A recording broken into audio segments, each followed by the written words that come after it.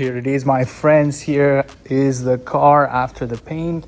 I just picked it up from the body shop. The guys at Premier Collision Center did an excellent job in making this car perfect. And you can see all of the parts have been painted and the car has been polished, so it color matches perfectly. The result is amazing. I cannot say, I mean, the guys there are amazing. So we painted the door, we painted the rear quarter panel. You can see the gaps right now are perfect. We painted the mirror cap, and so the guys went over and polished the entire thing. And we also painted the front bumper, which you can see it's not placed correctly, but that's fine because that still has to come off, and I will still have to put the small components on. Rocker molding is in the other car, so we just need to pick that up and assemble this car. So let's go ahead and put take the front bumper off and all of the components and reassemble this car and make it look like nothing ever happened.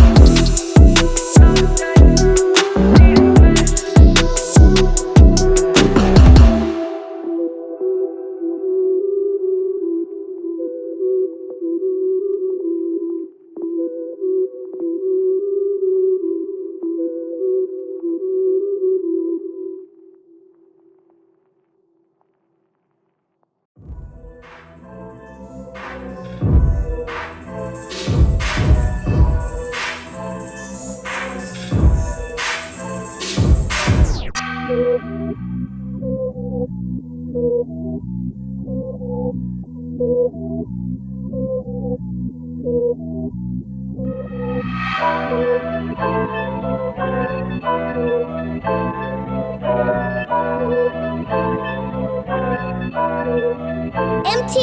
Beatz.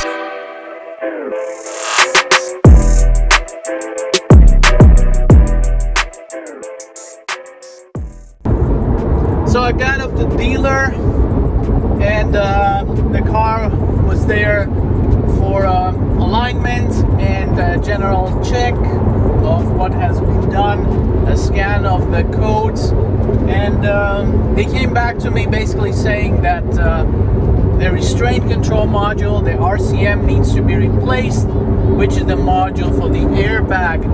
But of course, the dealer is a dealer. They asked me around $1,800 to replace this module that stores the crash codes and basically goes into the black box mode that cannot be unlocked.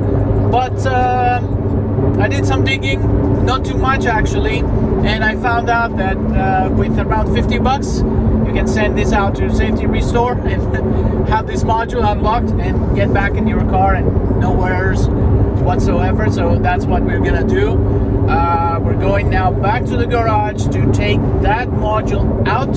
We have the part number, and we're gonna ship it out because we have airbag light on. That's not because of the blonde airbags, that's because of the module. It's in a locked state. And we also have a tire pressure monitoring fault, which they scanned and they found out that the tire that was replaced in this car came with the wrong sensor. So apparently this car has 433 megahertz and the one it's in, it's 315. So basically that needs to be swapped. I wish I knew that earlier because I changed the tires, but it is what it is. It's nothing. It's just a few hours. And basically this car will be functioning like new, no other lights and no other errors. Let's go back to the garage and let's see if we can take that RCM module out and ship it over to Safety Restore.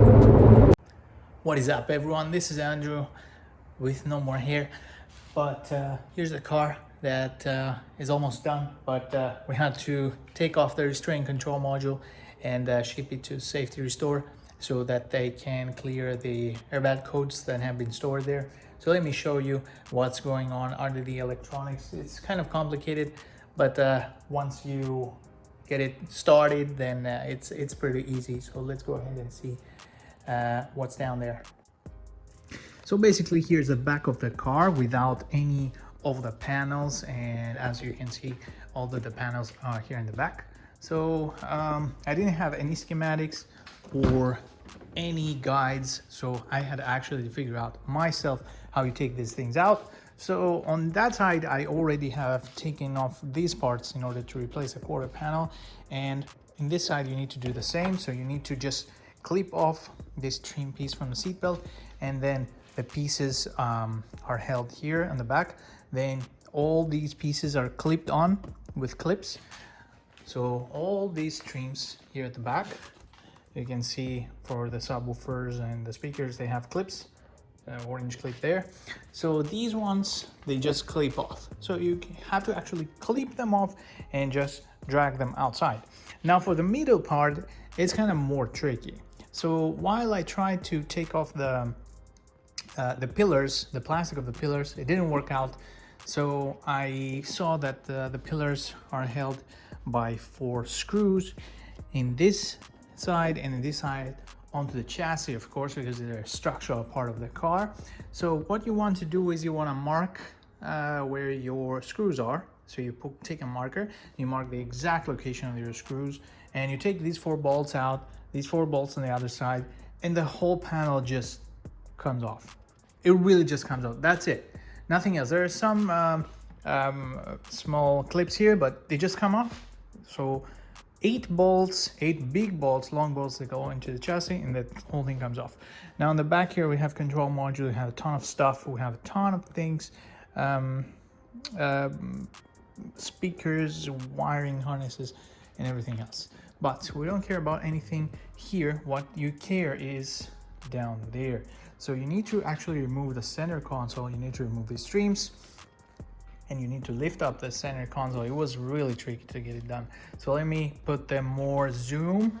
Okay, here we go. So you can see clearly there is the chassis there at the bottom, and the restraint control module is sitting underneath that metal piece. So you actually need to go there and take the screws off from the bottom and then slide the control module under there.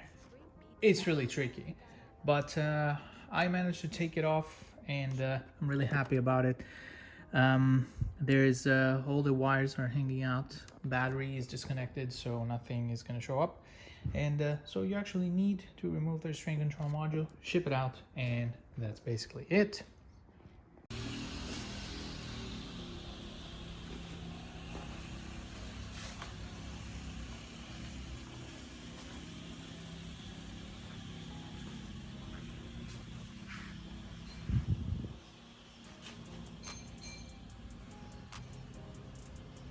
I don't know if it's gonna look cool or not, but let's try it out. If it doesn't, then we can easily take it off. So here we have our metal CNC machined paddle shifters. They look amazing. These are pretty cheap. These, I got them from an eBay seller from China. It took about 2 weeks for them to get here, and it was most likely $17, maybe less, I think, but the quality is amazing. This is a single piece of aluminum. It's very nice. So let's go over there and put them on. I already installed the red button because you need to feel like you're in a spaceship, but that's just I don't think I like it that much. Maybe I'll remove it. Red home button. Maybe with these ones on, this is gonna look much better. Unfortunately, you cannot move the seat backward because the battery is disconnected, and I wouldn't just plug it in with all those stuff unplugged, just move the seat back. So I'll have to squeeze myself in and install those. Come on, it cannot be possibly 17 bucks.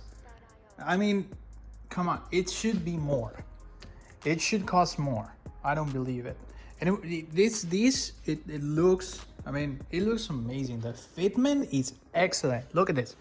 Look at how flush it is. And this comes with adhesive and also small bolts that you can use Allen key, that it's included. And I mean, I cannot show you because the seat is in front of it. Maybe like this. Maybe like this. Yeah. I mean, it's perfect. It's amazing. It looks great because the car is also red, and the red accents on the steering wheel looks much more aggressive, gives it a little something, okay, in the cabin. And of course, whenever you don't want it, you can just remove it, and it should be nice. I really want to take some Instagram stories with these on, but I cannot right now because of the state of the car. But soon enough, I will do.